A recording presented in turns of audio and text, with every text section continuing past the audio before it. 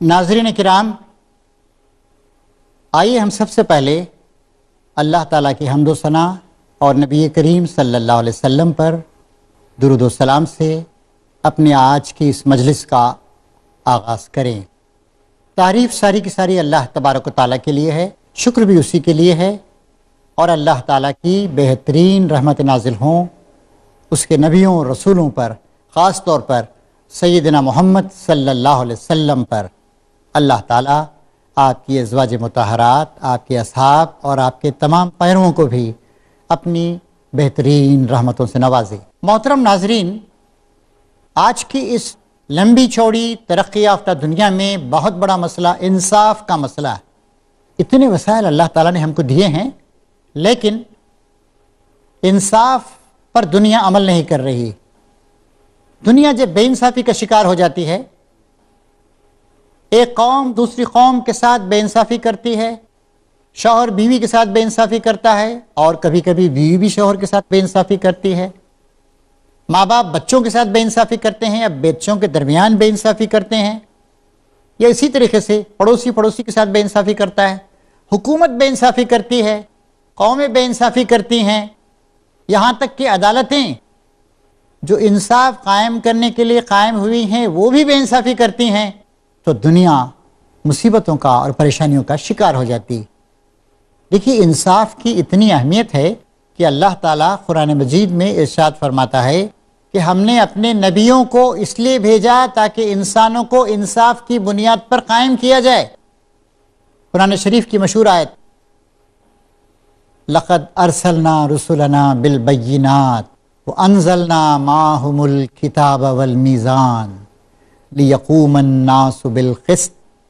ہم نے اپنے رسولوں کو کھلی ہوئی اور واضح تعلیمات کے ساتھ بھیجا، اور ان کے ساتھ کتاب کو نازل کیا اور ترازو کو نازل کیا۔ ترازو سے مراد نظام انصاف ہے، تصور انصاف ہے۔ لِيَقُومَ النَّاسُ بِالْقِسْطِ، تاکہ لوگوں کو انصاف پہ قائم کر دیا جائے۔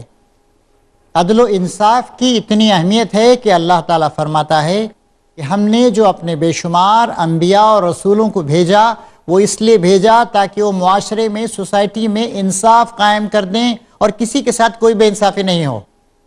نہ مالدار غریب کے ساتھ بے انصافی کرے، نہ طاقتور کمزور کے ساتھ بے انصافی کرے، نہ بڑی قوم چھوٹی اور کمزور قوم کے ساتھ بے انصافی کرے، اور نہ عدالتیں بے انصافی کریں۔ انصاف، ہر معاملے میں انصاف۔ اور انصاف سے مراد صرف وہی انصاف نہیں ہے جو عدالتوں میں ہوتا ہے، انصاف سے مراد ہر طرح کا انصاف۔ ہندوستان کا دستور، کانسٹیٹیوشن آف انڈیا پڑھ کے دیکھیں، اس کا پریمبل ہے، تمہید، اس میں کہا گیا ہے We will try to establish justice, social justice, economic justice and political justice۔ ہم کوشش کریں گے کہ ہندوستان میں انصاف قائم ہو جائے، سماجی انصاف بھی ہو، سماج کے تمام طبقات کے ساتھ انصاف، اکنامک جسٹس، معاشی انصاف ہو، غریب کو، مزدور کو، بلو دی پاورٹی لائن لوگوں کو، کمزوروں کو، بیماروں کو، ضعیفوں کو، ان آرگنائزڈ لوگوں کو، سب کو انصاف ملے۔ اکنامک جسٹس اور پولیٹیکل جسٹس، سیاسی لحاظ سے بھی سب کے ساتھ انصاف ہو۔ کوئی بڑی پارٹی ہے تو وہ ظلم کرے، چھوٹی پارٹی مظلومیت کا شکار ہو جائے، بڑی قوم ہے چھوٹی قوم پہ ظلم کرے، اکثریت ہے اقلیت پہ ظلم کرے، آرگنائز لوگ ہیں ان آرگنائز لوگوں پہ ظلم کریں۔ نہیں، کسی قسم کی بے انصافی نہیں ہونی چاہیے، انصاف ہونا چاہیے، سماجی انصاف، معاشی انصاف اور سیاسی انصاف۔ اسلام انصاف کا سب سے بڑا علمبردار۔ اسلام سب سے زیادہ اس بات پہ توجہ دیتا ہے کہ کائنات کے رب، پروردگار، مالک، خدا، اس کی آقائی، اس کی عبادت کرو، اس کی آقائی کو تسلیم کرو، اسی کی عبادت کرو، اسی کے بندے بن جاؤ۔ دوسری بات جس پہ وہ زور دیتا ہے وہ یہ ہے کہ انسانوں کے درمیان انصاف کیا جائے۔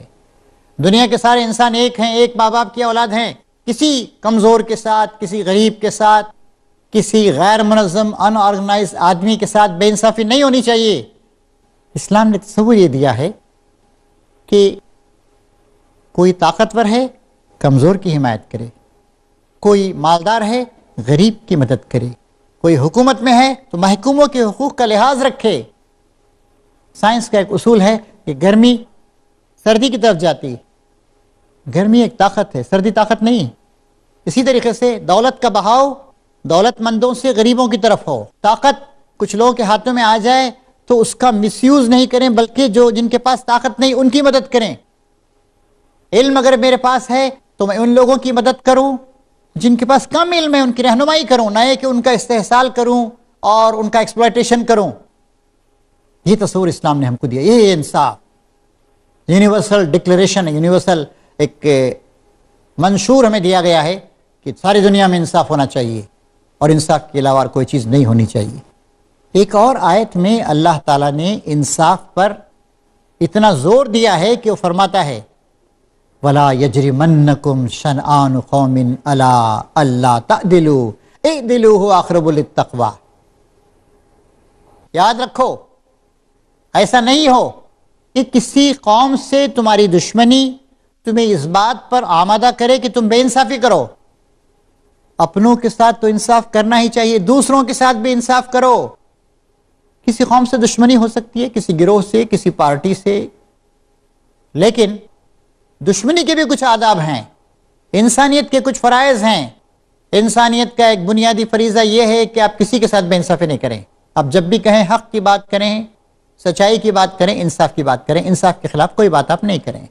چنانچہ کہا جا رہا ہے ہو سکتا ہے کسی وجہ سے کسی قوم سے، کسی گروہ سے تمہارا اختلاف ہو جائے، تمہیں دشمنی ہو جائے، لیکن دشمنی کی بنیاد پر تم کسی کے ساتھ بے انصافی کرو، یہ ہرگز جائز نہیں۔ اس لیے فرمایا گیا کہ یا ایھا الذین آمنوا کونوا قوامین للہ شہداء بالقسط، اے وہ لوگ جو اللہ پر ایمان لائے ہو، اللہ کے لیے کھڑے ہونے والے بنو۔ You should stand for the cause of Allah, cause of God. شہداء بالقسط، انصاف کی گواہی دینے والے بنو۔ کسی قوم سے تمہارے تعلق کی بنیاد اللہ ہے۔ جو اللہ سے محبت کرتی ہے قوم، ہم سے محبت کریں گے۔ اللہ سے نفرت کرتی ہے، اس سے ہم نفرت کریں گے۔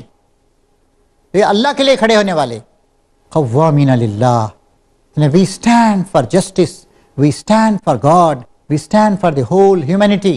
یہ تصور اللہ تعالیٰ نے ہم کو دیا ہے۔ امت مسلمہ کا کام یہی، شہداء بالقسط، اور دنیا میں جتنے بھی معاملات ہو رہے ہوں ان سب میں انصاف کی گواہی دینے والے بنو۔ دنیا کے ہر مسئلے پر تمہاری ایک رائے ہونی چاہیے، تم تبصرہ کرو گے، تمہارے اخبارات لکھیں گے، تمہارا میڈیا تبصرہ کرے گا، کون سا ملک کہاں بے انصافی کر رہا ہے، انصاف کے تقاضے کیا ہیں، کس قوم کو کیا ملنا چاہیے، دولت کی تقسیم کس طرح ہونی چاہیے، نیچرل ریسورسز جس پہ کچھ لوگوں نے قبضہ کر لیا ہے اس کو کس طریقے سے پراپر ڈسٹریبیوشن ہونا چاہیے۔ افریقہ کی قوموں کو مغرب کی سفید قوموں نے کئی سو سال تک، 300 سال تک ان کو لوٹا، ان کے سارے ریسورسز کو لے کر چلے گئے۔ آج ساری دولت پر ان کا قبضہ ہے، یونائٹڈ نیشنز پر ان کا قبضہ ہے، انٹرنیشنل مانیٹری فنڈ پر ان کا قبضہ ہے۔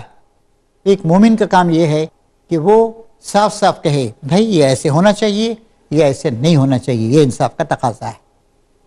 قوامین للہ، بہت پیاری، بہت بڑی بات۔ اللہ کے لیے کھڑے ہونے والے، اللہ کے لیے محبت کرنے والے، اللہ کے لیے نفرت کرنے والے، اللہ کے لیے دینے والے، اللہ کے لیے نہیں دینے والے، شہداء بالقسط، انصاف کی گواہی دینے والے۔ Those who stand for the cause of justice, those who always on the side of justice، ہمیشہ انصاف کی گواہی دینے والے اور انصاف ہی کرنے والے۔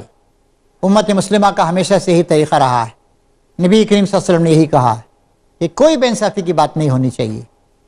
تو اس کا آغاز ہمیں اپنے گھر سے کرنا چاہیے، ہم اپنے بیوی بچوں کے ساتھ انصاف کریں۔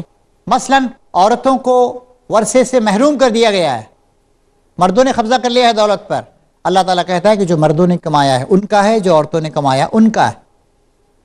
شریعت اسلامی نے صاف صاف حق مقرر کر دیا ہے کہ ماں باپ وغیرہ یہ جو لوگ مر جائیں ان کی جو دولت چھوٹی ہوئی اس میں کیسے کیسے تقسیم کیا جائے گا۔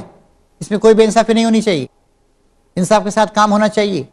میرا کوئی قریبی رشتہ دار ہے، یہاں تک کہ میرے ماں باپ ہیں، تب بھی میں بے انصافی کی بات کروں، یہ بات جائز نہیں۔ امت مسلمہ کو، آپ کو اور ہم کو ہر معاملے میں اس بات کا لحاظ رکھنا چاہیے۔ ہمارے پاس کوئی ملازم ہے، ہمارا کوئی مزدور ہے، اگر ہم اس کا حق ادا نہیں کر رہے ہیں، انصاف نہیں کر رہے ہیں اس کے ساتھ، تو ہماری بہت ساری چیزیں بیکار ہو جائیں گی، اللہ تعالیٰ رد کر دے گا۔ تو ہر ایک کے ساتھ جس سے بھی ہمارا معاملہ ہے انصاف کیا جائے، نفع لینے میں انصاف کیا جائے، سزا دینے میں انصاف سے کام لیا جائے، کسی قسم کی بے انصافی نہیں کی جائے۔ اللہ تعالیٰ کہتا ہے ان اللہ خبیر بما تعملون، تم جو کچھ کر رہے ہو اللہ تعالیٰ اس سے پورے طور سے باخبر۔ اللہ ہمارے ساتھ ہے، دیکھ رہا ہے، بلکہ نیتوں کا حال تک اس کو معلوم۔ یعلم خائنۃ الاعین وما تخفی الصدور، نگاہیں جو خیانت کرتی ہیں اس کو بھی اللہ تعالیٰ پہچانتا ہے، سینوں نے جو کچھ چھپا رکھا ہے اس سے بھی اللہ تعالیٰ واقف۔ ذرہ برابر کمی بیشی نہیں ہونی چاہیے انصاف کے معاملے میں۔ دوسری بات یہ ارشاد فرمائی گئی کہ تمہاری یہ قوم ہے، ٹھیک ہے، مختلف قومیں ہوتی ہیں، تمہیں وہ رویہ نہیں اختیار کرنا چاہیے جو ظالم قوموں نے اختیار کیا ہے۔ ظالم قومیں کہتی ہیں مائی کنٹری رائٹ اور رانگ، میرا ملک چاہے حق پر ہو یا باطل پر ہو، نہیں، ہمارا ملک باطل پر ہو ہم کہیں گے باطل ہے، صحیح نہیں۔ میرا بھائی غلطی کر رہا ہے، میں کہوں گا کہ یہ غلطی ہے، صحیح نہیں۔ میری پارٹی غلطی کر رہا ہے، میں کہوں یہ صحیح نہیں۔ تصور کیا دیا گیا ہے کہ ہم حق کے علمبردار ہوں اور باطل سے بیزار ہوں، حق کی حمایت کریں اور باطل کو چھوڑ دیں۔ آپ ذرا سوچئے اس رویے کو اگر ہم نے اختیار کیا تو دنیا میں جو بے انصافیاں ہو رہی ہیں، جو ظلم ہو رہا ہے، جو جھگڑے ہو رہے ہیں، سب کے سب ختم ہو جائیں گے۔ اسی کے لیے آج ہم کو جدوجہد کرنے کی ضرورت۔ ان باتوں کو اپنے ذہن میں رکھیے، اسلام نے کس طریقے سے انصاف کو قائم کیا۔ میں دو واقعات آپ کی خدمت میں پیش کروں گا۔ نبی کریم صلی اللہ علیہ وسلم جب مدینہ تشریف لے گئے اور وہاں پر اسلامی سوسائٹی قائم ہو گئی اور اسلامی حکومت کا آغاز ہو گیا، تو ایک بار ایسے ہوا کہ زرہ، آپ جانتے ہیں، یعنی جو فوجی لباس ہوتا ہے، لوہے کی کڑیوں کا بنا ہوا، جنگ میں استعمال کیا جاتا ہے، ایک مسلمان کی زرہ چوری ہو گئی اور بعد میں وہ زرہ ایک یہودی کے گھر سے برآمد ہوئی، اس کو پکڑ لیا گیا۔ نبی کریم صلی اللہ علیہ وسلم آپ کی خدمت میں مقدمہ آیا اور ایسے لگ رہا تھا کہ واقعی اس یہودی نے وہ زرہ چوری کی۔ اس نے کہا کہ نہیں، میں نے چوری نہیں کی، میں بے گناہ ہوں، کسی نے میرے گھر میں لا کے زرہ ڈال دی ہے۔ لیکن سارا ثبوت اس ٹائپ کا تھا کہ اس یہودی نے ہی وہ زرہ چوری کی۔ کچھ لوگوں نے کہا کہ نہیں، شاید وہ اور ایک جو مسلمان ہے اس نے چوری کی۔ اس نے کہا کہ میں مسلمان ہوں، یہ یہودی ہے، جھوٹا ہے، میری بات ماننی چاہیے، اس کافر کی بات کیوں مانتے ہیں؟ انہیں ایسا اندیشہ تھا کہ کہیں نبی کریم صلی اللہ علیہ وسلم اس یہودی کو یہ مجرم نہ قرار دیں، لیکن یہ انصاف کے خلاف بات ہوتی۔ براہ راست اللہ تبارک و تعالیٰ نے مداخلت فرمائی، 12 آیتیں نازل فرمائیں اور بتایا کہ یہ زرہ جو چوری ہوئی ایک اور فلاں مسلمان نے چوری کی ہے، وہی چور ہے، اسے پکڑا جائے، یہودی اس معاملے میں قصوروار نہیں ہے۔ تو یہ کوئی بات نہیں ہوئی کہ جس سے ہم کو نفرت ہے، جس کو ہم برا سمجھتے ہیں، جو ہمارے مذہب پہ نہیں ہے، ہم الزام اس کے سر پہ ڈال دیں۔ نہیں، انصاف ہونا چاہیے، جس نے بھی ظلم کیا ہے اس کو بدلہ ملنا چاہیے۔ چنانچہ اللہ تبارک و تعالیٰ نے براہ راست مداخلت فرمائی، 12 آیتیں نازل فرمائی اور کہا کہ دراصل یہ مسلم یہ جھوٹ بول رہا ہے، یہ چور ہے، اسے سزا دی جائے۔ ایک اور واقعہ، اسلام قائم ہو چکا ہے، اسلام کا سیل رواں امن و محبت کا، خدا پرستی کا پیغام لے کر دنیا بھر میں پھیلتا جا رہا ہے۔ اسلامی سلطنت حضرت عمر رضی اللہ تعالیٰ عنہ کے زمانے میں مصر سے بھی آگے بڑھ چکی۔ مصر میں حضرت عمرو بن العاص رضی اللہ تعالیٰ عنہ وہ گورنر بنا کے بھیجے گئے ہیں۔ حضرت عمرو بن العاص رضی اللہ تعالیٰ عنہ رسول اللہ کے بڑے ہی اونچے مرتبے والے صحابہ میں سے تھے، فاتح مصر بھی تھے۔ مصر کے ظالمانہ نظام کا خاتمہ کیا تھا، وہاں اسلامی نظام کو پھیلایا تھا اور وہاں کے گورنر بنائے گئے تھے۔ آپ جانتے ہیں عربوں کو گھوڑوں سے بڑی محبت، گویا ان کی زندگیاں گھوڑوں پر ہی گزرتی تھیں۔ نہایت اعلیٰ نسل کے گھوڑے وہ رکھتے، تیار کرتے، ان کی بریڈنگ کرتے۔ عربی نسل کے گھوڑے دنیا بھر میں مشہور ہیں۔ تو مصر کے کیپٹل میں ایک گھوڑ دوڑ کا مقابلہ ہوا، کئی لوگ اپنے اپنے گھوڑے لے کر آئے۔ ایک مصری تھا بیچارہ، کم حیثیت کا آدمی تھا، وہ بھی اپنا گھوڑا لے کر آیا، اور مصر کے جو گورنر تھے، مصر کے جو فاتح تھے، حضرت عمر بن العاص رضی اللہ تعالیٰ عنہ، ان کا بیٹا عبد الرحمن، وہ بھی ایک گھوڑا لے کر آیا۔ جب گھوڑ دوڑ کا مقابلہ ہوا تو مصری نے جو نو مسلم تھا اور ایک عام شہری تھا، اس نے اپنے گھوڑے کو بہت اچھا سدایا تھا، اس کا گھوڑا فرسٹ آ گیا، ریس میں کامیاب ہو گیا۔ یہ بات گورنر مصر کے بیٹے عبد الرحمن کو بہت بری لگی، کوڑا لیا اور مارا اسے، کہا کہ تو کون ہے، تیری یہ ہمت کہ تیرا گھوڑا آگے آ گیا میرا گھوڑا پیچھے رہ گیا، تو معمولی آدمی ہے، میں قریش کا شریف زادہ ہوں۔ یہ بات جاسوسوں نے حضرت عمر کو لکھ کے بھیج دی، اور یہ شخص اس نے بھی کہا کہ اچھا میرے ساتھ بے ایمانی کی گئی، بے انصافی کی گئی ہے، میں ہیڈ آف دی اسٹیٹ، صدر مملکت عمر بن خطاب کے پاس جاتا ہوں، وہاں جا کے شکایت کروں گا۔ حضرت عمر کو پہلے ہی خبر پہنچ چکی تھی، انہوں نے کہا کہ بھائی ہم تمہارا انصاف کریں گے، تم ہمارے مہمان رہو۔ سرکاری مہمان خانے میں اس مصری کو جو معمولی حیثیت کا آدمی تھا ٹھہرا دیا گیا۔ اس کے بعد حضرت عمر فاروق رضی اللہ تعالیٰ عنہ نے عمرو بن العاص کو خط لکھا۔ مصر کے فاتح اور مصر کے گورنر عمرو بن العاص کو لکھا جا رہا ہے کہ اس خط کے ملنے کے بعد فوراً جتنا جلدی ہو سکے حکومت کے دیگر کاموں کو پوسٹ پون کر کے ہمارے پاس یہاں اسلامی مملکت کے کیپٹل مدینے میں حاضر ہو جاؤ، اور اپنے بیٹے عبد الرحمن کو بھی لے کر آؤ۔ بلا کر پوچھا تو نے کوئی گڑبڑ تو نہیں کی؟ کہا نہیں میں نے کوئی گڑبڑ نہیں کی۔ چنانچہ کئی دنوں کا فاصلہ طے کر کے نہایت تیزی کے ساتھ حضرت عمر کے پاس حضرت عمرو بن العاص اور ان کا بیٹا عبد الرحمن یعنی گورنر مصر ان کا بیٹا پہنچ گئے۔ جب آئے تو لوگوں نے استقبال کیا، اوہ بہت دنوں کے بعد اللہ کے رسول کے صحابی عمرو بن العاص تشریف لائے ہیں، اہلاً و سہلاً عمرو بن العاص، اے فاتح مصر، اے حاکم مصر تشریف لائیے۔ ظہر یا عصر کی نماز کے بعد کا وقت تھا۔ حضرت عمر جو بڑے انصاف پسند حکمران تھے باہر آئے نماز کے بعد۔ او عمرو بن العاص السلام علیکم، اہلاً و سہلاً، آؤ تم آ گئے؟ ہاں امیر المومنین میں حاضر ہوں، آپ کا حکم ہوا تھا۔ تمہارا بیٹا بھی آ گیا؟ ہاں۔ مجمع ہے مسجد کے باہر۔ وہ مصری کہاں ہے؟ امیر المومنین میں یہاں ہوں، میں مصری۔ وہ غریب کمزور آدمی، اس نے تیری بے عزتی کی تھی، گورنر مصر کے بیٹے نے تجھے ذلیل و خوار قرار دیا تھا، یہ دعویٰ کیا تھا کہ میں قریش کے شریف زادوں کا بیٹا ہوں۔ کوڑا دیا۔ کوڑا علامت تھی ان کے اقتدار کی، ان کی قوت کی، ان کے انصاف کی۔ جس طرح تجھے بے عزت کیا گیا تھا، مارا گیا تھا، مار اسے، لے بدلہ اس سے۔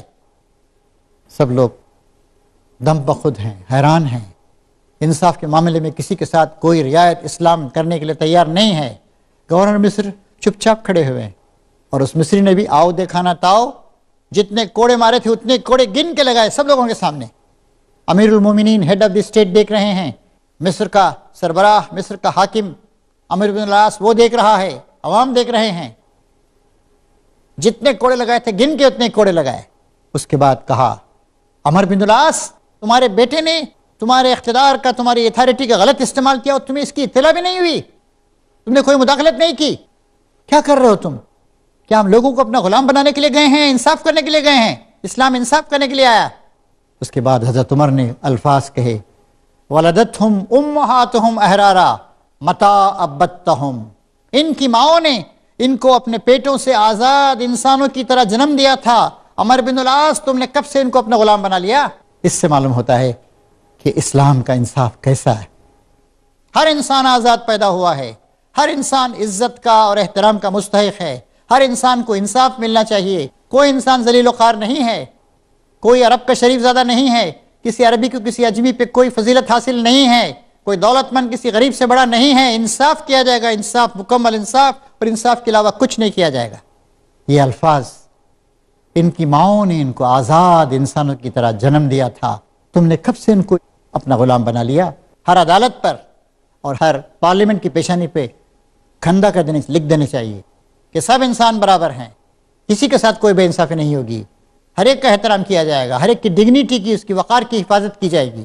کسی بڑے آدمی کو، کسی دولت مند آدمی کو، کسی اقتدار والے آدمی کو، کسی غریب، کسی کمزور اور کسی مظلوم پر کوئی ظلم کرنے کا اختیار نہیں ہے۔ آج اسی انصاف کی ضرورت۔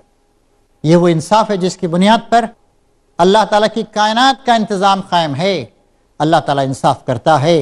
نبی کریم صلی اللہ علیہ وسلم فرماتے ہیں ایک حدیث قدسی میں کہ رسول اللہ فرماتے ہیں کہ اللہ تعالیٰ نے ظلم کو اپنے آپ پہ حرام کر لیا ہے، کسی پہ ظلم نہیں کرتا اللہ تعالیٰ، اور تمہارے درمیان بھی ظلم کو حرام کر دیا ہے، کسی پہ کوئی ظلم مت کرو۔ تو میرے محترم بھائیوں بہنوں، اسلام اسی کا نام، آج اسی انصاف کی ضرورت ہے۔ اسلام کی سب سے اچھی نمائندگی انصاف کے ذریعے ہو سکتی ہے۔ منصفانہ اور عدل پر مبنی رویہ اختیار کیجئے اپنے تمام معاملات میں. خواتین کے ساتھ انصاف کیجئے، گھر میں کام کرنے والوں کے ساتھ انصاف کیجئے، چھوٹے موٹے لوگ جو آپ کی خدمات کرتے ہیں، جو سودا سلف لا کے دیتے ہیں، خدمات انجام دیتے ہیں، ان کے ساتھ انصاف کیجئے، ان کا احترام کیجئے، ان کی عزت کیجئے. اس عدل و انصاف کو ہم پھر عام کریں، ہم اپنی عدالتوں کی اصلاح کریں، ہم اپنی حکومتوں کی اصلاح کریں، اپنی پارٹیوں کی اصلاح کریں. انصاف اور انصاف کے علاوہ کچھ نہیں. Justice and complete justice and nothing other than justice.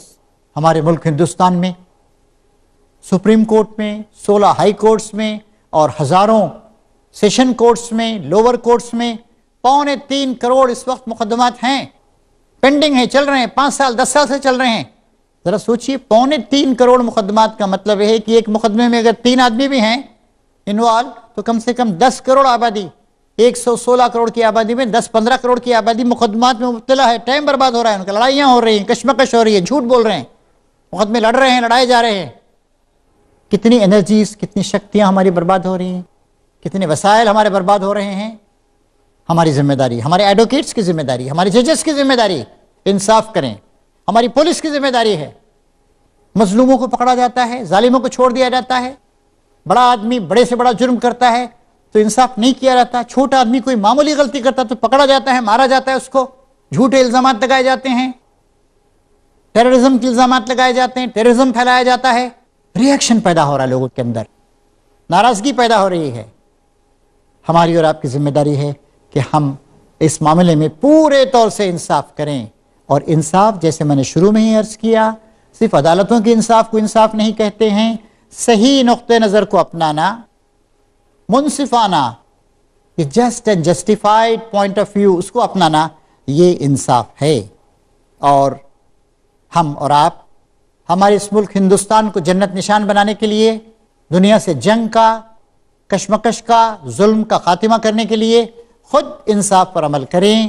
اپنے تمام معاملات میں منصفانہ نقطہ نظر اختیار کریں اور کسی بھی ظالم کو، چاہے وہ کتنے ہی طاقت والا ہو، اس کو ظلم کرنے نہ دیں. ظالم سے لڑنا اور ایک مظلوم کی حمایت کرنا، چاہے اس میں اپنا کتنا ہی نقصان کیوں نہ ہو، یہ ہمارے دین کا، ہمارے ایمان کا تقاضا ہے.